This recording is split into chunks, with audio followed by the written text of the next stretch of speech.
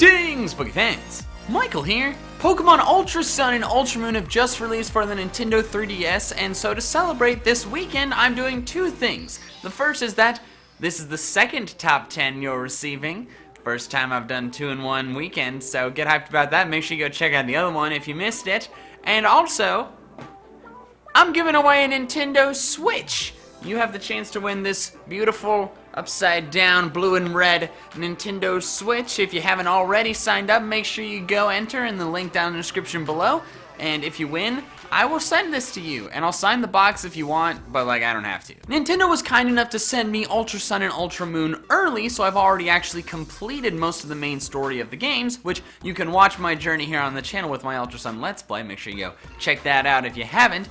And since I'm kind of a seasoned veteran of the games now, I thought it would be fun to make a video where I tell you guys about some of the best Pokemon that you could use in the playthrough of your own Ultra Sun and Ultra Moon games.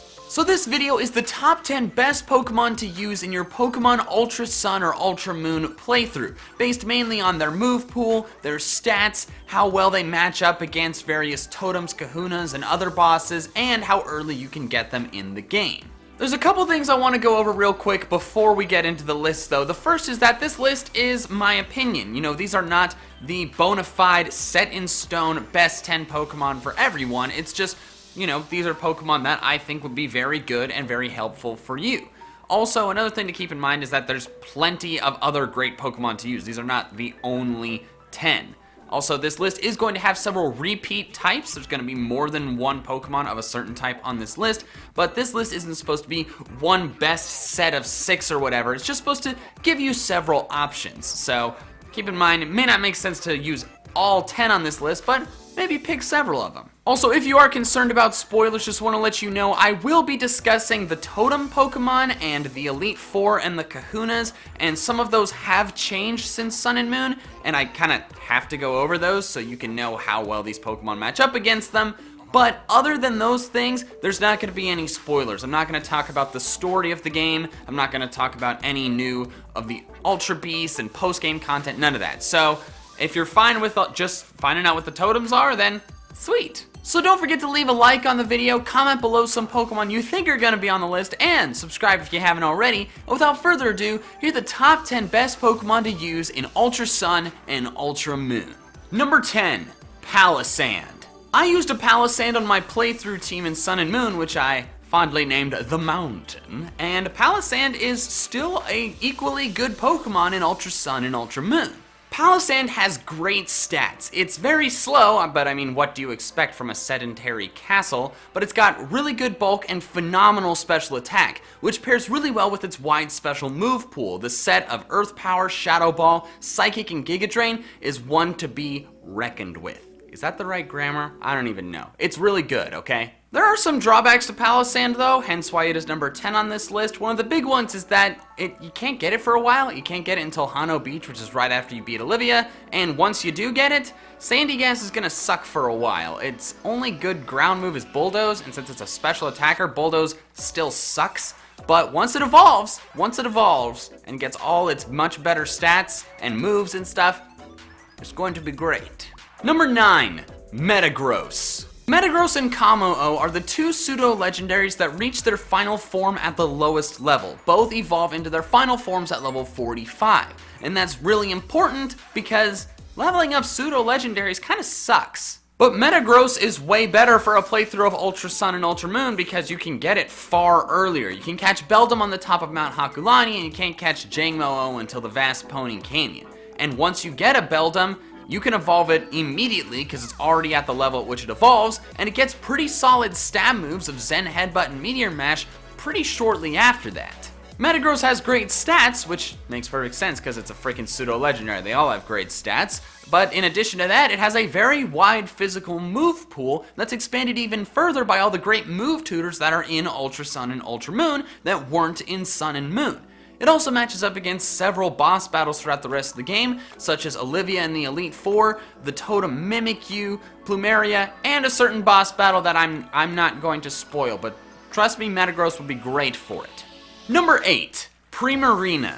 Which starter you pick is obviously an extremely important decision because it's a Pokemon you'll likely have on your team for the entire duration of your playthrough, so I wanted to discuss it here. And in my opinion, Pre Marina is the second best option for an Alola starter, and I will discuss my best option, in my opinion, later in this video. Pre Marina's Water Fairy type combo is fantastic and matches up well against a lot of boss battles all throughout the game, such as Totem Alolan Raticate if you're playing Ultra Moon, Holla at Your Girl, Totem Alolan Marowak, Olivia, Totem Kamo-O, and Hapu.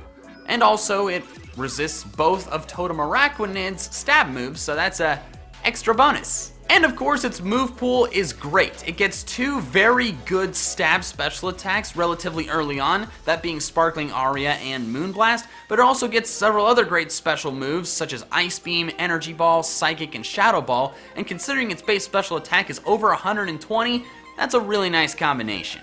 Number 7, Ampharos. Ampharos is a Pokemon that's new to the Alola region, and it's a nice addition that makes quite an impact. You can catch Mareep as early as Paniola Ranch, which is just in time for the water trial, so that's going to help you out a lot. Its electric typing is useful throughout the game, especially against Kahili in the league, but it also gets several great coverage moves, namely being Signal Beam, Power Gem, and Dragon Pulse, which are uncommon attacking types that will probably help you out a lot. Ampharos may struggle a bit early on considering Electro Ball sucks on a Pokemon as slow as Ampharos, but once it gets discharged, it's going to be awesome, and it's only going to get better the more it levels up. Number 6, Alolan Muck. The most battle-capable Alola form is Alolan Muck, and it would be a fantastic addition to your team. One big benefit of it is that you can catch it really early on, as early as the freaking trainer school. One big benefit of Alolan Muck is its fantastic typing. Poison Dark only has one weakness in ground, and it also matches up well against several of the boss battles, such as Totem Alolan Marowak, Totem Lurantis, the Ghost Trial aside from Mimikyu, Faba's Psychic types, and Acerola in the Elite Four. It's got a pretty wide physical move pool as well, getting really solid stab moves like Crunch and Gunk Shot reasonably early, and it also has a lot of other coverage moves thanks to the move tutors that give it quite a lot of other options. Also, one quick note, when you catch one, make sure you get Poison Touch. Much better ability than Gluttony. Number 5, Blaziken. Island Scan allows you to find all sorts of really cool Pokemon to use in your playthrough pretty early on in the game, including the middle evolution Hoenn starters. Combuskin, of course, is included in that, found on Tuesdays on Akala Island, and it would be a great addition to your team since Blaziken is freaking fantastic. Blaziken is really fast, but also hits really hard, both on the physical and the special side. Its physical attack is only 10 base points higher than its special attack, and both of them are over 100. So it's already really wide physical move pool. That's only the half of it because its wide special move pool is also just as useful. Its firefighting type is also really great coverage and matches up well against a lot of battles, such as Totem Lurantis, Olivia, Totem Togedemaru, Nanu, Guzma, Totem Rabombi, and Mullane in the Elite Four. Your Blaziken won't have its super OP hidden ability speed boost, but it's still gonna kick a lot of butt. Number 4, Rabombi. If you decide to not go for Popplio as your starter, definitely consider getting a Rabombi on your team because this adorable little scarfed bug is freaking incredible. Cutiefly is available very early in the game and starts out with some alright bug and fairy moves to use, but then it evolves at level 25, which is a pretty low level to suddenly get fully evolved, and when it does evolve, it gets its incredible evolution move, Pollen Puff, a base 90 power special stab move at level 25. That's so freaking useful, especially considering Rabombi has great special attack and blistering speed to boot. The Bug Fairy combo is also really useful against a lot of battles, such as Totem Alolan Raticate, Hala, Totem Lurantis, Nanu, Faba, and that one boss I mentioned with Metagross that I'm still not going to spoil, but just keep in mind Rabombi's good against it. Number 3, Incineroar. The best Alola starter in my opinion is Incineroar. It's not my favorite is definitely Decidueye, but in overall playthrough battling prowess, Incineroar takes the cake in my opinion, and let me tell you why. Early game, it gets double kick relatively early, which immediately helps you out with the normal trial. Then later on, its Fire Dark combo is really good against a bunch of stuff, such as Totem Alolan Marowak, Totem Lurantis, Totem Togedemaru, that's a tongue twister, Totem Togedemaru, the Ghost Trial, including Mimikyu if you teach it Shadow Claw, Guzma, Faba, Totem Rabombi, and Milane. That's a lot of battles. And Acerola. It's good against Acerola too. See how many of these are? I can't even freaking remember the list I have written right there. But another big benefit that Incineroar has that the other Alolan starters don't is that its signature move is fantastic.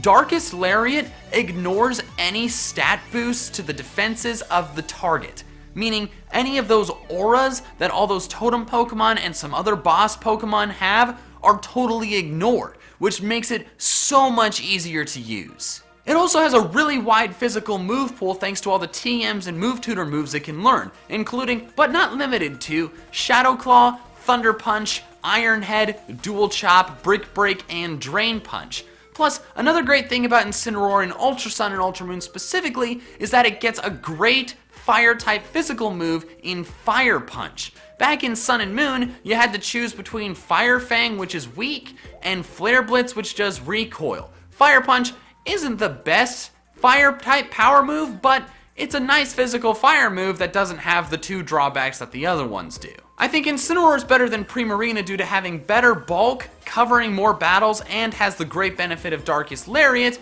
and I think it's better than Decidueye because Decidueye, unfortunately, isn't as good in Ultra Sun and Ultra Moon. Several of the battles that it was really useful for in Sun and Moon, it's not as useful for anymore. One being Totem Wishy-Washy is now a Totem Araquanid, which Grass is only neutral against, and Dartrix's flying moves aren't as strong as its grass moves. And then Olivia, the first battle with her, 2 of her 3 Pokemon are Anorith and Lileep, which are not weak to grass. So I love Decidueye, but he's not as good in these games. Incineroar, definitely the strongest starter, in my opinion. Number 2, Swampert. Listen to me, okay? You gotta have a ground type on your team. Ground type is a fantastic type, and it's your only way to deal with electric types, and is also very useful against steel and poison types. I do not recommend using an Alolan Dugtrio because number 1, it's freaking hideous, and number 2, you could toss a toothpick at that thing and it would die. The best ground type option in my opinion is Swampert. It's found relatively early on Akala Island. Island scanning it like Combuskin, you can find Marshtomp in Brooklet Hill on, I believe, Saturdays. One big benefit of Swampert is that Water Ground is fantastic typing. Yes, it has a 4 times weakness to Grass, but that's literally its only weakness. And those 2 typings means that it matches up really well against a lot of battles, such as Totem Alolan Marowak, Olivia, Totem Togedemaru, Milane, Plumeria, and Hapu. Swampert also has a great physical move pool. You can teach it Bulldoze pretty early on, so that's a solid physical ground move right there, and then you can move tutor it Aqua Tail as soon as you get to the Ula Ula Surf spot. In addition to that, it learns Earthquake by level up at I think 51, so that means you can have Earthquake for the League, a move that you can't TM teach to anyone until after you've defeated the League. It's also got a lot of other coverage moves like Brick Break, Hammer Arm, Ice Punch, Rock Slide, and Iron Tail, which pair nicely with its really high physical attack and pretty solid bulk as well. Swampert is definitely a fantastic option for both a water and ground type on your team. Number 1, Hawlucha. I really like Hawlucha, so it makes me really happy that it's so useful in these games. It's useful immediately against the normal trial, because while normally you can't get a Hawlucha until Route 3 immediately after the normal trial, there's a girl in the Pokemon Center right outside of Verdant Cavern that will trade you a Spearow for her Hawlucha. And Spearows, there's like a 40% encounter rate right outside the Pokemon Center. I don't know why she didn't just catch one herself, but you can have a Hawlucha for the normal trial, which means you're just gonna absolutely obliterate it. Hawlucha is also fantastic for so many battles. I'm gonna read this list off because trying to memorize this would not work. Listen to all these battles it's good against. The normal trial, Totem Araquanid, Totem Lurantis, Olivia, Totem Togedemaru, Guzma, Totem Kamo-O, Totem Rabombi, and Milane. Now, some of those, yes, it's weak to them, like Togedemaru, you know, like electric type, you know, Hawlucha's weak to that, oh my god. But it's so fast and can one-shot so many different Pokemon, like, you're only gonna have to worry about that sometimes. It's got a fantastic move pool with great stab moves like Flying Press, Acrobatics, and Brick Break, but lots of other great coverage moves thanks to the move tutors like Thunder Punch, Fire Punch, Iron Head, X-Scissor, Poison Jab, and more. Hawlucha is definitely the most useful Pokemon for a playthrough of Ultra Sun and Ultra Moon, no matter which starter you pick, which makes me really happy because Hawlucha is such an awesome Pokemon. So there we have it. Those are the top 10 best Pokemon to use in a Pokemon Ultra Sun or Ultra Moon playthrough. Now, even though these Pokemon are really awesome and in my opinion are some of the best, there's lots and lots of team options in Ultra Sun and Moon, and I am sure you will have fun no matter what your team is. What did you think of this video? Do you agree with my list? What are some other Pokemon you think are fantastic for an Ultra Sun and Moon playthrough? Let me know in the comments below! And don't forget, if you enjoyed this video, make sure you leave a like, helps me out a lot, and if you're not already subscribed to my channel, you definitely should. I make a bunch of fun Pokemon content I'm sure you will enjoy, including a bunch more Ultra Sun and Moon content on the way. And of course, don't forget, enter to win a Nintendo Switch from me. Woohoo! Alright, that's all I have for now. So till next time, big fans. Gotta catch them all!